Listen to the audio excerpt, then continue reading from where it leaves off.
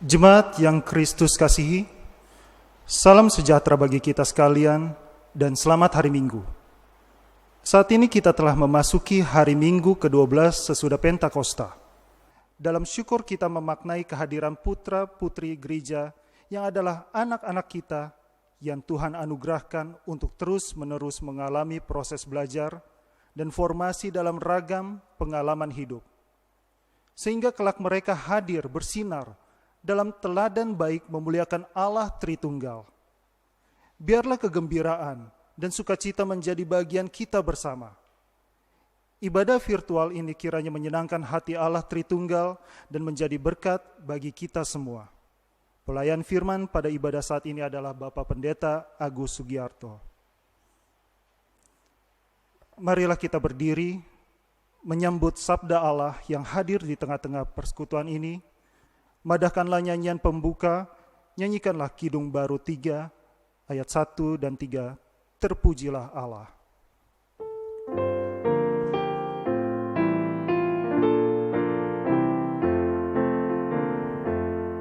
Terpujilah Allah, hikmat-Nya besar, begitu kasih-Nya tuk dunia cemar, sehingga diberilah putra-Nya kudus, mengangkat manusia serta menebus. Pujilah, pujilah, buatlah dunia bergemar, bergemar, mendengar suaranya. Dapatkanlah Allah demi putranya, beri puji padanya sebab hikmat-Nya tiada terukur besar hikmat-Nya. Penuhlah hatiku sebab anak-Nya, dan amatlah hati kita senang melihat Sang Kristus di sorga cerlah. Pujilah, pujilah, buatlah dunia bergemar, bergemar, mendengar suaranya. Dapatkanlah Allah demi putranya, beri puji padanya sebab hikmat-Nya. Marilah saudari-saudara dalam Tuhan kita bersatu di dalam doa, marilah berdoa. Terpujilah Engkau ya Allah Tritunggal, Bapa, Putra, dan Roh Kudus, yang di dalam kerahiman-Mu kembali merangkul dan merengkuh kami masuk dalam hadirat-Mu. Dalam syukur kami menyambut undangan-Mu yang mulia ini dan kembali berada di sekitar firman sabda kebenaran-Mu. Pantaskanlah kami, layakkanlah kami. Kiranya ibadah ini berkenan untuk hormat dan kemuliaan nama-Mu ya Allah Tritunggal. Engkau dibesarkan, kami diberkati, dan kembali memaknai hari-hari kami dengan penuh sukacita. Di dalam nama Bapa dan Anak dan Roh Kudus. Amin. Saudara-saudara disilakan duduk kembali. Mari kembali menaikkan pada pujian menurut Kidung Jemaat 68, tahukah kamu jumlah bintang, baitnya yang pertama dan baitnya yang ketiga.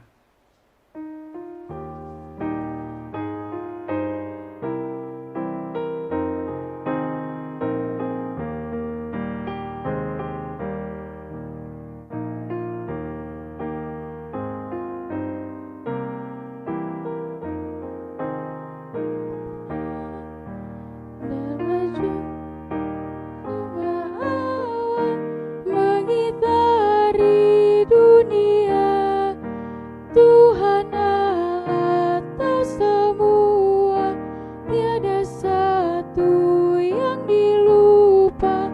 Dari jumlah yang besar, dari jumlah yang besar, tahukah kamu jumlah anak di seluruh dunia? Bangun tidur tiap pagi dengan hati yang cerah. Allah Bapa dalam sorga mengindahkan semuanya. Kau pun diindahkannya, kau pun diindahkannya. Marilah saudari-saudara, kini kita bersama akan merenungkan sabda Allah. Mari bersatu dalam doa, mohon bimbingan Roh Kudus, kita berdoa.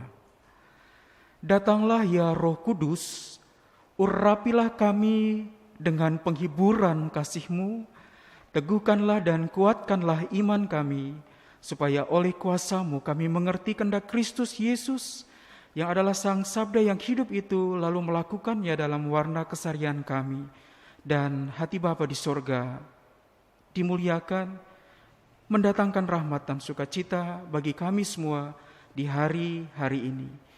Ya Allah Tritunggal, Bapa, Putra dan Roh Kudus, bersabdalah kami anak-anak-Mu mendengarkannya. Amin.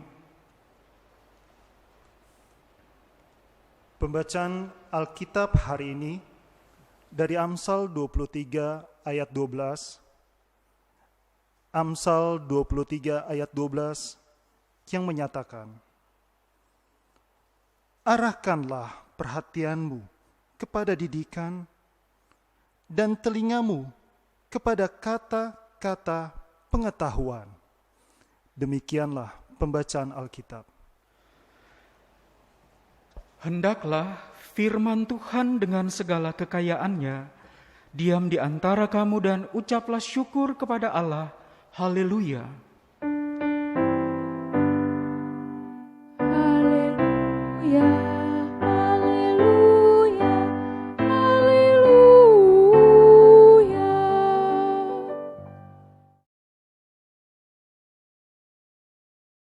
Saudari-saudara dalam Tuhan Yesus, seorang filsuf sekaligus seorang cendekiawan Romawi, seorang pujangga bernama Seneca, pernah berkata, non scholae sed vitae discimus. Itu berarti kita belajar bukan untuk sekolah, melainkan untuk kehidupan. Dalam pengertian bahwa kita belajar bukan karena untuk nilai-nilai, bukan untuk ijazah, untuk peringkat, tapi lebih daripada itu adalah untuk kehidupan. Dan menarik, belajar untuk kehidupan bukan sekedar hanya memaknai formalitas, angka atau numerical, untuk memaknai huruf, bilangan, atau bahkan di dalamnya memaknai karakter yang secara dogmatis, secara doktrinal, secara literal, atau bahkan kemudian dihafal, tapi lebih daripada itu bahwa apa yang kemudian dipelajari dalam bentuk dokumen itu harus bisa diterjemahkan dalam warna hidup. Jadi bukan hanya sekedar sebuah formalitas orang belajar tentang literasi, tentang numerasi, tentang karakter, tapi bagaimana literasi, numerasi, karakter itu yang kemudian diasah melalui kemampuan kognisi atau akal atau otak, diasah melalui kemampuan afeksi atau rasa, diasah melalui kemampuan psikomotorik atau keterampilan itu, tapi kemudian itu semua berbuah kepada connection, berbuah kepada konasi, menjadi sebuah hikmat, menjadi effort, menjadi daya, menjadi upaya, usaha kerja keras yang sungguh-sungguh akhirnya bisa termanifestasi di dalam hidup. Connection, konasi. Dan Yudaisme sungguh peduli terhadap hal ini, sehingga kalimat pendek yang baru saja kita baca dari kutipan kitab Amsal tadi, arahkanlah perhatianmu kepada didikan dan telingamu kepada kata-kata pengetahuan, atau dalam terjemahan Alkitab Deuterokanonika bahasa Indonesia masa kini BIMK, perhatikanlah ajaran gurumu dan belajarlah sebanyak mungkin. Itulah yang dikatakan di dalam Alkitab berbahasa Indonesia masa kini. Terjemahan baru Lembaga Alkitab Indonesia, arahkanlah perhatianmu kepada didikan dan telingamu kepada kata-kata pengetahuan. Sementara terjemahan bahasa Indonesia masa kini, perhatikanlah ajaran gurumu dan belajarlah sebanyak mungkin. Selahap mungkin. Apa yang dilahap, apa yang kemudian dipelajari sebanyak mungkin. Semua bentuk pembelajaran dalam pengalaman hidup. Proses pembelajaran yang dialami di dalam dokumen hidup. Bukan hanya saja tentang dokumen yang secara formal kemudian dia berada dalam lembar-lembar perkamen atau kulit binatang pada waktu itu, atau dalam lembar-lembar tulisan yang kemudian di dalamnya tertera pada papirus. Tapi lebih daripada itu, apa yang tertera pada papirus dan apa yang tertera pada lembar perkamen itu, dia kemudian memiliki makna dan menemukan maknanya yang sejati justru di dalam hidup. Dan menarik, kalau kita mau melihat terjemahan di dalam bahasa Ibrani untuk didikan, itu dari kata Ibrani mozaver, yang berarti justru disiplin, yang berarti justru siap dikoreksi. Dan untuk kata perhatian, justru kata dasarnya atau harafiahnya adalah hati. Bahasa Ibraninya adalah lave. Jadi sesuatu yang menjadi passion, sesuatu yang sungguh-sungguh diset, baik itu emosi dan passionnya yang kemudian menggerakkannya untuk memaknai semua bentuk apa yang tertera di dalam perkamen atau di dalam papirus, lembar-lembar apa yang dipelajarinya secara formal itu, tapi lebih daripada itu kemudian dia tertuang dalam dokumen, tapi dokumen hidup. Seperti yang kemudian Seneca bilang tadi, bukan belajar dalam rangka untuk sekolah, melainkan untuk hidup. Didikan sebagai bentuk pendisiplinan, bahkan di dalamnya proses terus-menerus belajar untuk dikoreksi, dan perhatian terhadap itu bagikan passion. Karena dari arti harafiahnya lave yang berarti hati. Bahkan dalam Alkitab Bahasa Indonesia masa kini, sungguh-sungguh dilukiskan untuk sebanyak mungkin kamu belajar, lalu memperhatikan apa yang secara khusus diajari oleh gurumu. Dia pendek, tapi mau berbicara tentang pola pengasuhan dari orang-orang Yahudi yang di dalamnya tidak hanya tentang instruksi, tentang pembelajaran, tapi lebih daripada itu tentang keteladanan. Jadi bukan hanya tentang sebuah sistem yang ada pada waktu itu dengan kurikulum yang dibuat, tapi lebih daripada itu bagaimana disiplin dan kemudian juga di dalamnya instruksi sebagai bagian dari proses pembelajaran terus-menerus. Usia 12 tahun, 13 tahun, seorang anak Yahudi menjadi anak Taurat atau bar mitzvah. Tapi sebelum proses itu, dia belajar. Bagi anak perempuan, dia belajar dari sosok ibunya. Yang laki-laki, dia belajar dari sosok ayahnya.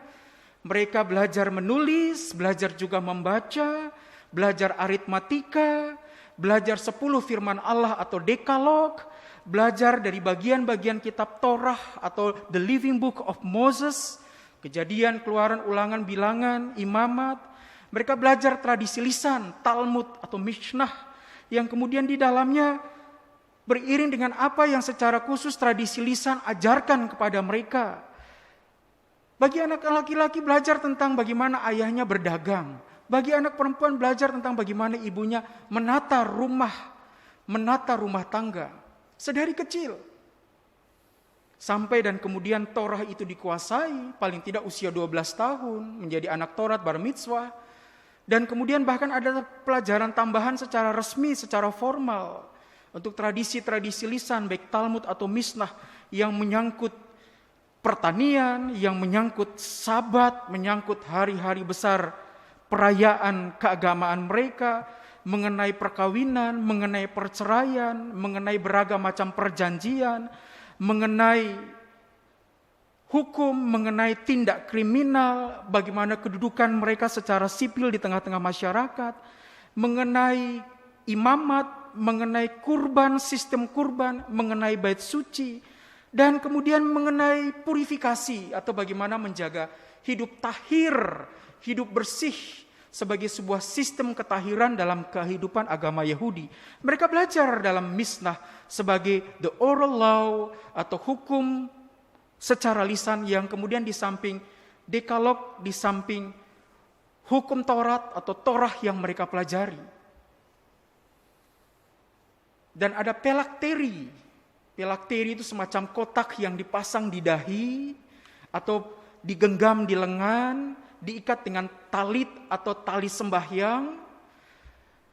Ada mezuzah yang mereka pasang di jenang-jenang pintu. Setiap keluar masuk pintu, tangan kanan mereka menyentuh mezuzah itu. Setelah menyentuh mezuzah itu lalu kemudian menyentuh mulut dan hati sebagai gambaran bentuk otoritas dari pembelajaran yang memberikan kepada mereka hidup.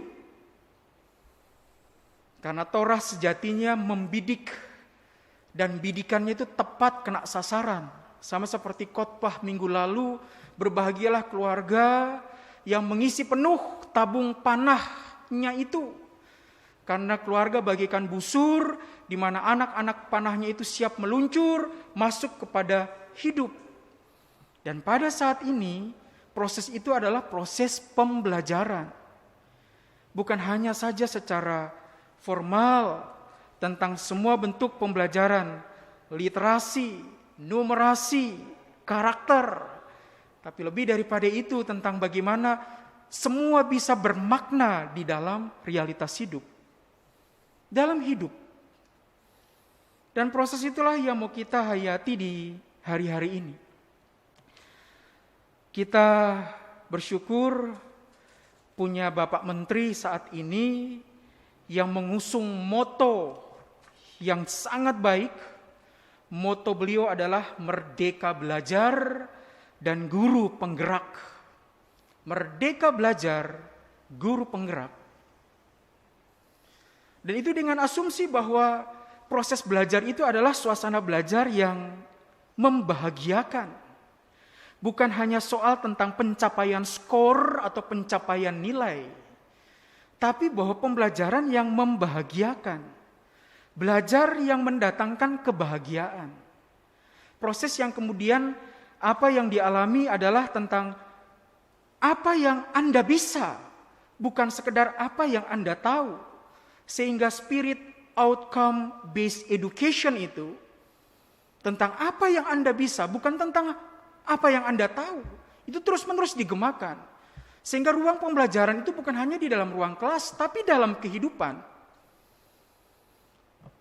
Hidup bagikan laboratorium besar yang kemudian di dalamnya menjadi tempat di mana aspek pembelajaran literasi, numerasi, karakter terus-menerus dipelajari dengan sebuah sistem, sebuah paradigma, sebuah pola pikir yang kemudian di dalamnya membawa siswa-siswi merdeka belajar. Belajar dari hidup. Dan menarik, bukan hanya soal tentang memperoleh peringkat, mencapai skor, mencapai ranking, mencapai nilai tertentu, tapi tentang kebahagiaan. Dan bagaimana itu bisa diperoleh dalam sebuah proses pembelajaran dari hidup. Mau tidak mau adalah seperti yang kemudian dilukiskan dalam kitab Amsal ini, apalagi kita konteks kekristenan.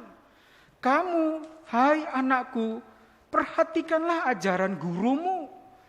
Dan dia tidak hanya hadir dalam figur sosok guru secara formal di ruang-ruang kelas, tapi sosok setiap orang dewasa, orang tua, kakak, om, tante, opa, oma, figur yang kemudian hadir di dalamnya dan kemudian hidupnya pun menjadi sebuah dokumen pembelajaran bagi generasi muda.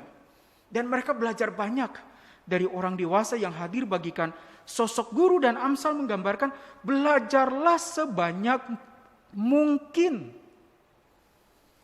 Dalam TBLAI mengarahkan perhatian kepada didikan dan telinga kepada kata-kata dan pengetahuan. Kita masih ingat bahwa dengan hanya sekedar mendengar, proses untuk menyerap semua proses pembelajaran itu hanya sekitar ada 20%. Tapi kalau kemudian mendengar dan melihat bisa 20-40%. Tapi kalau kemudian dia belajar dari apa yang dia temukan sendiri 80%. Dan itu berarti semakin efektif. Dan sudah pasti catatannya adalah berbahagia, merdeka belajar. Guru hanya sekedar sebagai penggerak.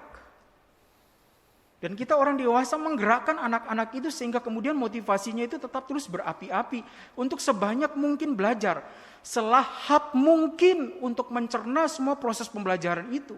Yang bukan hanya tentang soal mata pelajaran atau bidang-bidang studi, tapi hidup yang menawarkan begitu banyak kekayaan untuk proses belajar.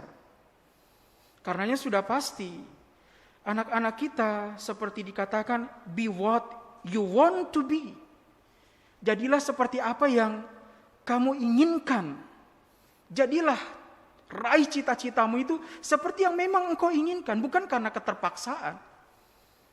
Jadi proses belajarmu itu adalah karena kamu senang dengan belajarnya itu, jatuh cinta dengan belajarnya itu, yang sungguh-sungguh mencintai bidang studi itu. Lalu kemudian ada passion. Menarik, harafiah dari kata passion itu dari bahasa Yunani justru artinya menderita. Pati, patos dalam bahasa Yunani. Dari kata patos itulah muncul kata passion. Yang sekarang orang biasa katakan, passion lu apa begitu. Berarti untuk itu dia bahkan siap untuk mencurahkan semua totalitas hidupnya itu. Bahkan menderita untuk itu. Tapi betapa mulianya ketika pada akhirnya muaranya adalah dia memaknai hidup secara utuh. Dipakailah tadi oleh Seneca bahagia untuk memaknai sebuah hidup.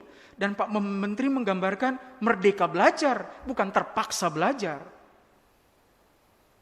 Dan kita mengubah paradigma itu kepada anak-anak kita.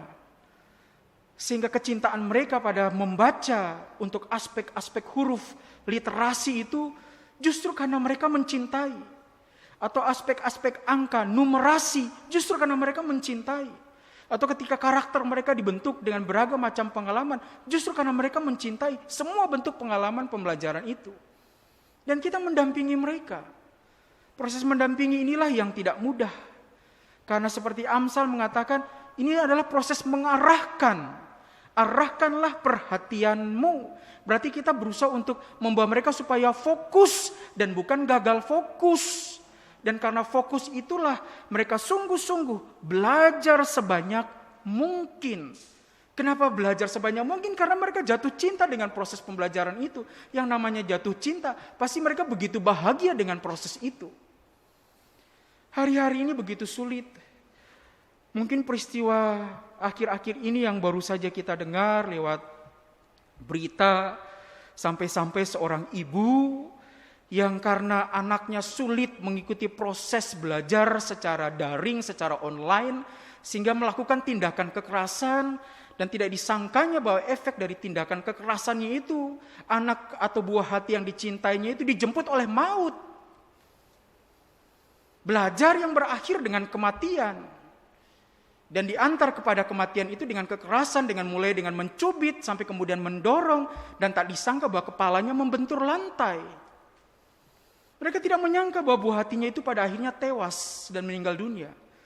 Dan ironisnya, sebagai orang tua mereka sendiri yang menguburkan anaknya itu secara ilegal, dalam kondisi masih menggunakan pakaian seragam secara lengkap. Ironis bukan? Proses belajar yang seharusnya membahagiakan, kata Pak Menteri, atau untuk kehidupan seperti kata Seneca, atau seperti Amsal mengatakan sebanyak mungkin belajar, jangankan sebanyak mungkin belajar, justru berakhir dengan kematian.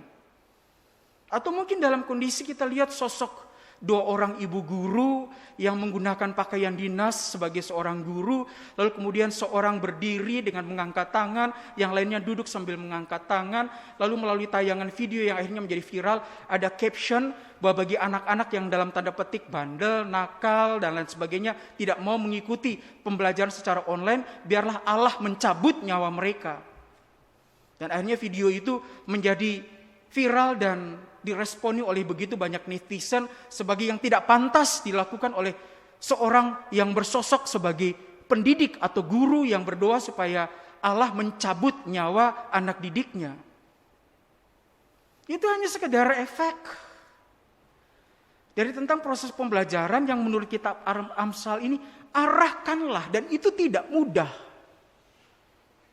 Moga keluarga-keluarga Kristiani adalah keluarga-keluarga yang tabah untuk sebuah proses pembelajaran di mana anak-anak dibawa di dalam sebuah atmosfer pembelajaran, apakah itu sistem, apakah itu paradigma, apakah itu dunia kehidupan, ataukah apakah itu pola pikir, yang di dalamnya anak-anak kemudian diletakkan sebagai seorang subjek yang mau sebanyak mungkin belajar, gembira, bahagia belajar. Itu kalau tidak ada atmosfer yang mendukung, jangan harap. Dan siapa yang membuat atmosfer itu? Mau tidak mau ya adalah orang tua, pendidik kita semua yang hadir sebagai laboratorium ini, di mana anak-anak belajar di dalamnya. Dan moga itu dimulai dari keluarga-keluarga kita. Karena ini soal perhatian. Dalam tulisan kita tadi, arahkanlah perhatianmu. Perhatian, bahasa Ibraninya labe, hati. Ini soal set of emotion and passion. Bagaimana menata emosi dan passion itu, gairah itu, sungguh-sungguh sehingga anak-anak kita punya sukacita belajar. Moga yang terjadi adalah demikian. Untuk mengarahkan mereka agar tetap fokus dan keluarga menjadi sekolah-sekolah kecil yang di dalamnya anak-anak belajar bukan hanya tentang pencapaian nilai, peringkat, ranking, skor, tapi lebih daripada itu mereka bahagia dalam rangka belajar. Itu pun kalau tanpa disuruh, mereka sudah kemudian dengan gairahnya pagi hari mau kelas online atau kelon itu sudah dengan senangnya. Mau bagian dari atas ke bawah pakai pakaian seragam, dari tengah ke bawah dalam kondisi masih pakaian rumahan, tak peduli, ikut semua kelon atau kelas online itu dengan gembira. Dan orang tua mendampingi dengan sabar. Sekalipun begitu sulit mengeja, begitu sulit menghitung. Tapi dalam kesabaran seperti Amsal katakan, arahkanlah perhatianmu. Ini soal tentang bagaimana menata hati. Dan sungguh-sungguh anak didampingi. Mereka bangga kepada orang tua yang pada saat-saat ini menjadi guru mereka. Mereka bangga kepada pendidik mereka yang saat-saat ini hanya tampil secara virtual lewat screen yang saya yakin tidak mudah bagi mereka yang mungkin hanya punya HP atau gawai di mana entah berapa ukuran HP itu, lalu memperhatikan apa yang secara khusus dideskripsi atau dinarasikan, dijelaskan oleh guru dalam layar kecil itu. Syukur-syukur mungkin yang punya layar laptop atau notebook yang agak besaran. Dan itu pasti berdampak dengan mata, tapi dengan setia mereka mengikuti itu, bergabung dengan teman-temannya yang lain. Apalagi dengan HP kecil itu dan berusaha melihat tulisan-tulisan kecil yang kemudian di dalamnya dipresentasikan oleh Bapak Ibu guru. Ini kalau bukan fokus, kitab Amsal bilang arahkanlah perhatianmu. Tidak akan berhasil. Dan moga kita sebagai orang tua saat ini rumah-rumah kita adalah tempat pembelajaran yang indah, membahagiakan. Dampingilah mereka dengan ekstra, sayangilah mereka dengan penuh cinta. Sehingga di masa-masa sulit ini pembelajaran justru membawa mereka siap memasuki kehidupan sebagai yang siap memaknai hidup secara utuh. Sama seperti anak-anak Yahudi yang melewati semua proses pembelajaran itu dengan berhasil. Dan mereka menjadi bagian dari kehidupan. Mengarahkan hati yang kemudian diterjemahkan dalam warna keseharian. Angka, huruf, bilangan menjadi hidup dalam warna hari-hari mereka. Dan mereka siap untuk memasuki hidup. Bukan hanya sekedar tentang apa yang diperoleh secara formal, tapi lebih daripada itu, tentang kebahagiaan yang didapatinya dari orang tuanya, pendidiknya, siapapun yang hadir di tengah-tengah kehidupan sebagai laboratorium besar ini, sehingga mereka belajar di dalamnya dan menemukan maknanya secara utuh sebagai seseorang yang berhasil. Mari ciptakan suasana belajar itu, sehingga anak-anak kita terus-menerus berada dalam formasi, belajar dalam ragam pengalaman hidup, sehingga kelak seperti pengantar dalam ibadah kita, mereka hadir bersinar dalam teladan baik dan memuliakan Allah. Tuhan memberkati masa depan anak-anak kita dan kita semua yang mendampingi mereka memasuki dan memaknai sekolah kehidupan ini. Amin. Mari kita menyambut pemberitaan firman ini dengan menaikkan nada pujian Kidung Jemaat 379 bait pertama dan baitnya yang ke-7 yang mau dibimbing oleh Tuhan.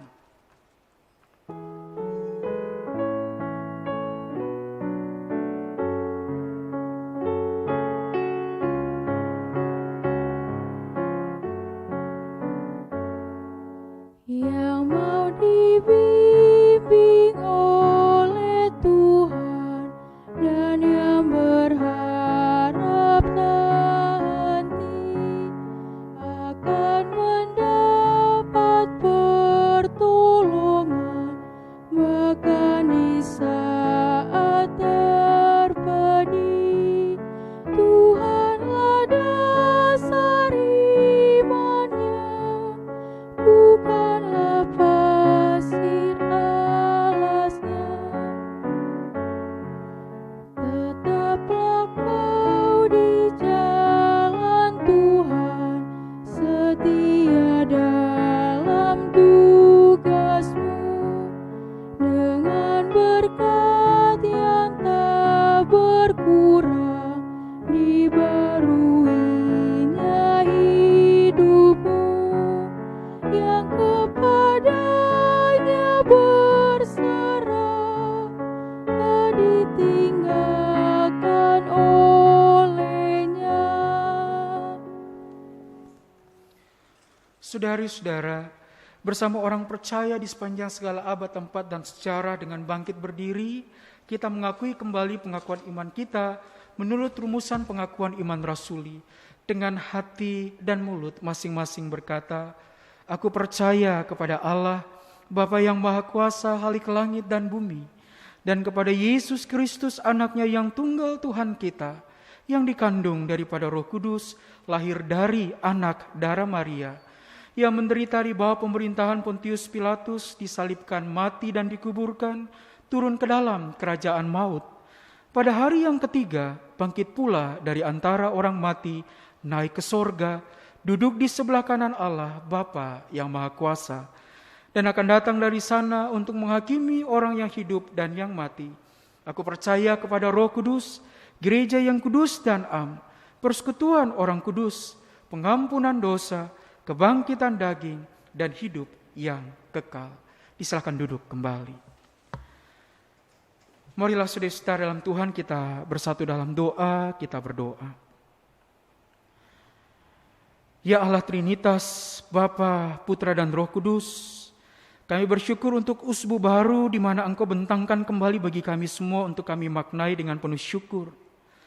Hari ini melalui firman yang kami renungkan, semoga di dalam kekuatan penyertaan dan hikmat daripada-Mu, kami memaknai pola pengasuhan kami dengan baik. Apakah itu instruksi, teladan maupun proses pendisiplinan, adalah kami orang dewasa yang terus-menerus hadir dan mendampingi anak-anak kami sebagai generasi masa depan, sehingga mengarahkan pengetahuan, mengarahkan perhatian mereka sepenuhnya atas proses pembelajaran dari kehidupan yang sementara mereka alami.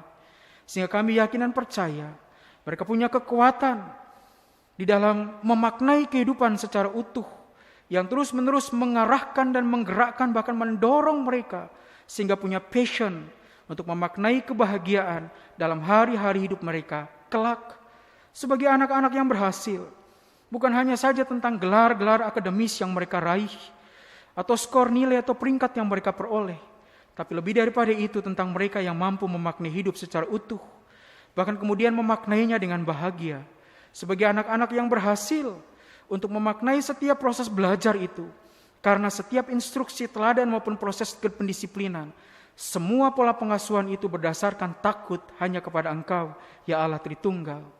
Karena biarlah secara khusus dalam hari-hari ini, ketika anak-anak kami mempersiapkan diri untuk memasuki ujian tengah semester, proses ketika mereka akan dievaluasi di tengah semester ini, ketika anak-anak kami memasuki tahun akademik baru, dan mereka sementara menjalani proses persiapan untuk memasuki proses perkuliahan apapun jenjangnya, adalah anak-anak kami yang saat ini sementara dalam platform daring atau menjalani proses pembelajaran secara online yang tidak mudah, menggeluti semua proses itu.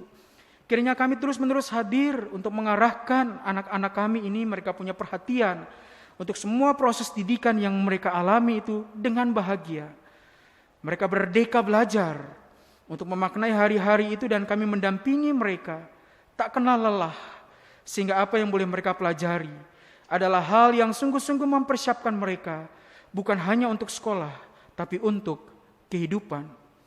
Tolonglah kami sehingga kami disebut bahagia, karena sebagai keluarga kami mempersiapkan isi tabung anak-anak panah kami, sehingga kami sebagai orang tua dalam proses pendampingan itu membawa anak-anak kami kelak untuk di dalamnya memaknai hidup secara utuh dan berhasil memaknai hidup sebagai anak-anak yang dalam proses belajar sungguh takut kepada Tuhan, dan proses itu mereka alami dalam memaknainya di hari-hari perjuangan hidup mereka. Tolonglah anak-anak kami dalam apapun jenjang pendidikan yang sementara mereka jalani. Berikan kepada mereka kesehatan, kekuatan, kecerdasan, dan kepandaian, sehingga proses belajar dapat mereka jalani. Dan sungguh ya Tuhan Yesus, keberhasilan mereka sejatinya karena ketekunan, ketabahan, dan kesetiaan untuk menata setiap proses belajar itu dengan gembira, dengan bahagia, dan pada akhirnya meraih apa yang mereka cita-citakan, mereka dambakan, mereka mimpikan, yang kemudian membawa kebahagiaan yang paripurna dalam hidup mereka di hari-hari mendatang, dalam masa-masa di mana mereka syukuri karena berhasil memaknai proses belajar itu dengan baik. Tolonglah kami sebagai gereja dalam menata akan semua proses persekutuan pelayanan kesaksian yang di dalamnya tak lepas dari proses pendampingan bagi anak-anak dan kaum muda gereja, sehingga kami yakin dan percaya Tuhan mereka menjadi anak-anak yang takut akan Engkau, sehingga kelak mereka hadir memuliakan Engkau ya Allah.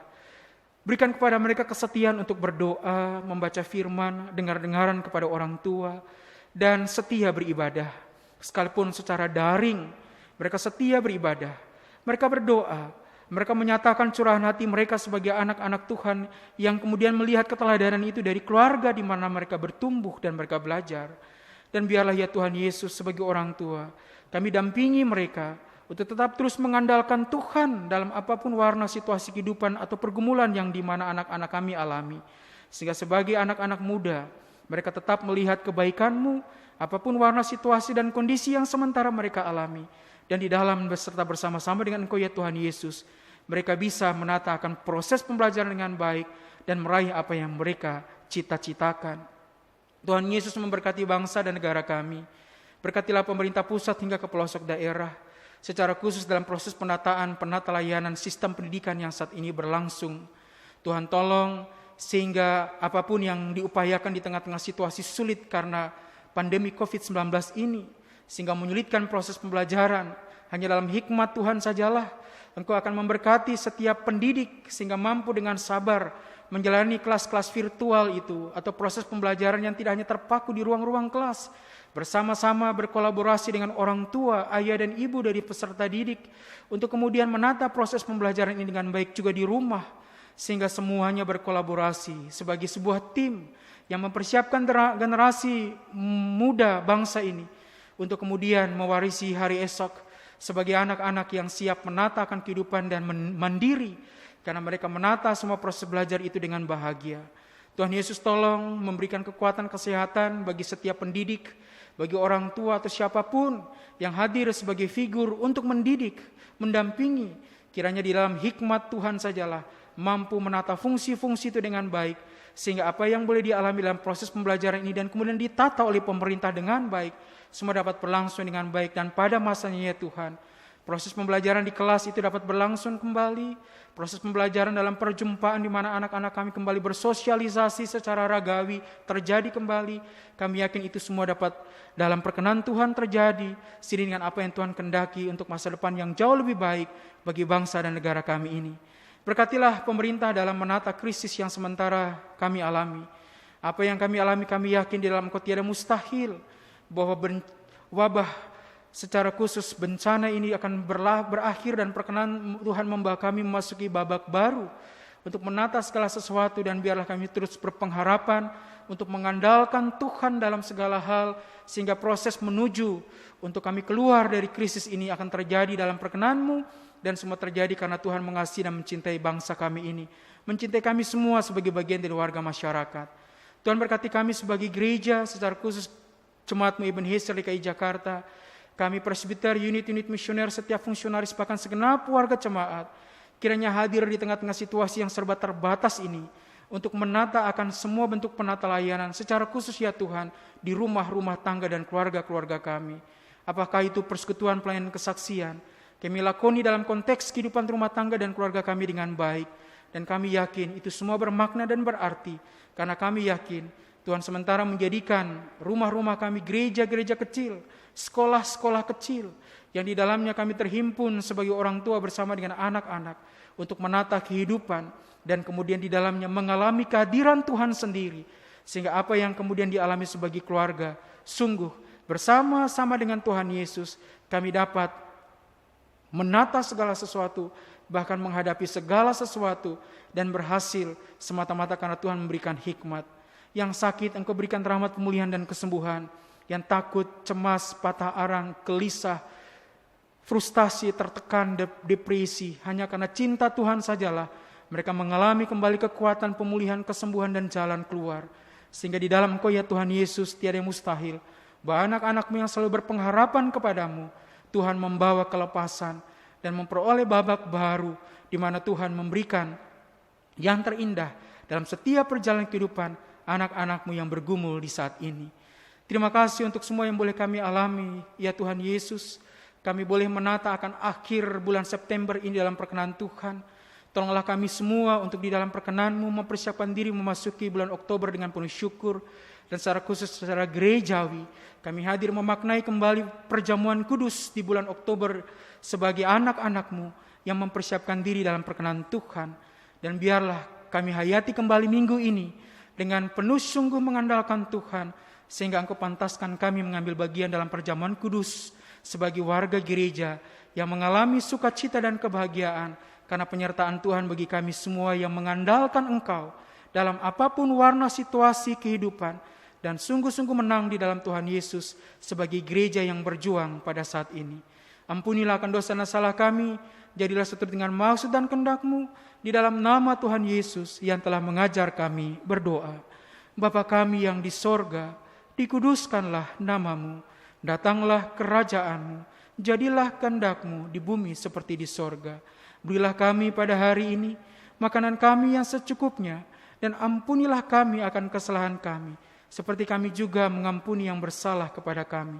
Dan janganlah membawa kami ke dalam pencobaan, tapi lepaskanlah kami dari yang jahat.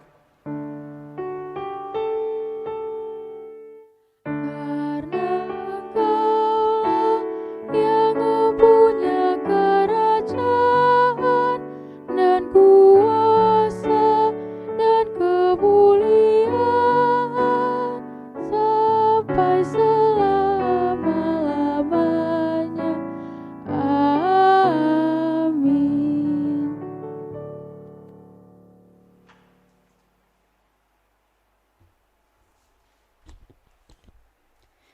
Jemaat, marilah kita mengucap syukur kepada Tuhan dengan memberi persembahan kepadanya.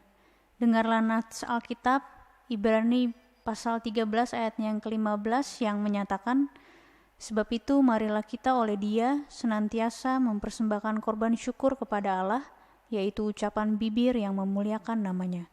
Tuhan memberkati saudara dan persembahan saudara.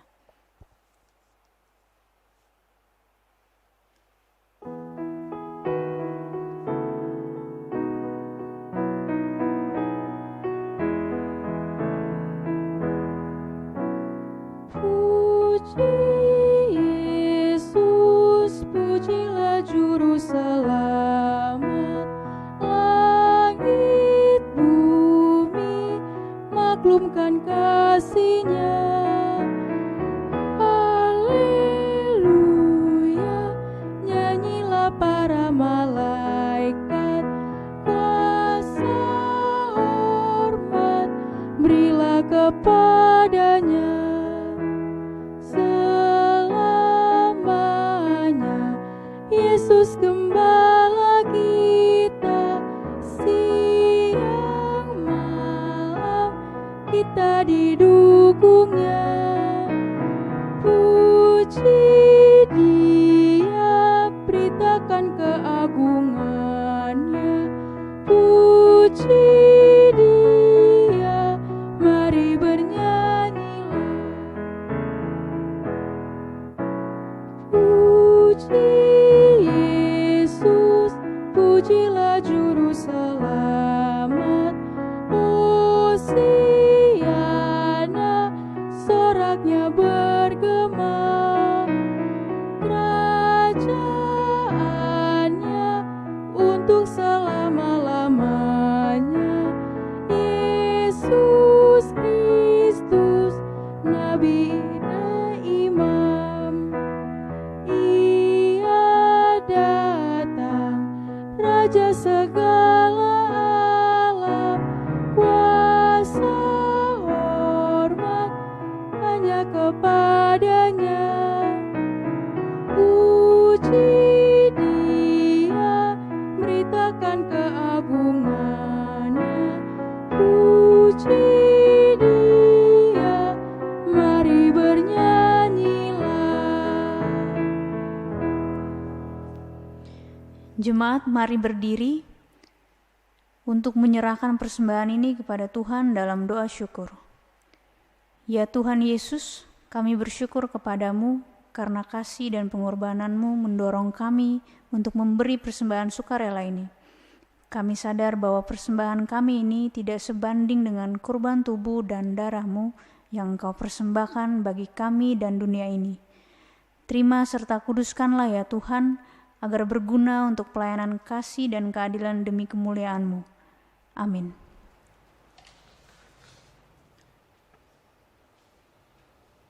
Saudari-saudara dalam Tuhan, marilah kita memaknai pola pengasuhan bagi anak-anak kita dengan baik, sehingga hidup ini sekaligus menjadi proses pembelajaran bagi mereka semua, dan kelak mereka mewarisi hidup sebagai anak-anak yang bahagia. Menyambut amanat ini, mari kita menaikkan nada pujian menurut Nyanyikanlah Kidung Baru 188, Tiap langkahku diatur oleh Tuhan.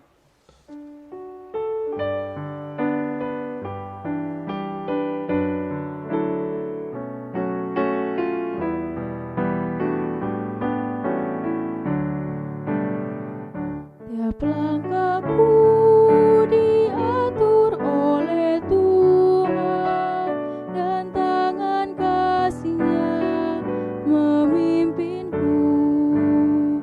Di tengah badai dunia